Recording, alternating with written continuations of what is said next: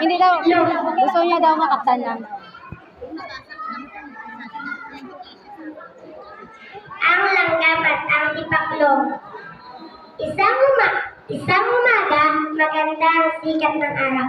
May isang tipaklong na masayang naglalaro at talon-talon siya sa damuhan. Di nagtagal, pero ang langgam nakarga-karga ang butil ng bigas. Kaibigang langgam, bakit gawa ka ng gawa? Tinanong ko, masayang naglalaro. Halika, laro tayo, maganda ang sikat ng araw. Ang anyaya niya sa kaibigang langgam. Salamat kaibigan, ngunit marami pa akong ahakuting pagkain. Kailangan ko itong gawin upang dumating ang tag-ulan, may sapat akong kakainin. Matagal pa yun. Tignan mo't napakagandang sikat ng araw.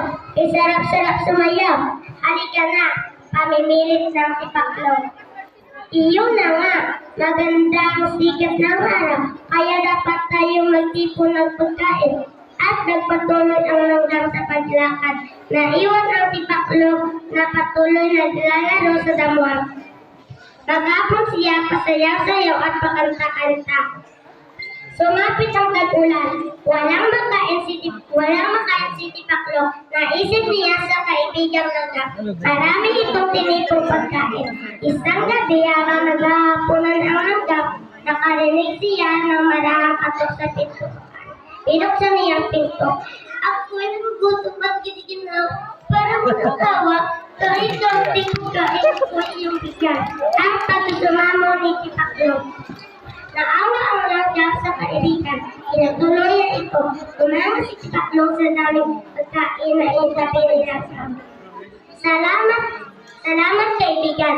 Ngayon alam ko na ang sinasabi mo na habang maganda ang panahon, kaya dapat mag-ikot. Hindi katulad ko na walang ginagawa, kundi sumayaw-sayaw sa panahon ng tag-araw. Ang wika ni tipaklong.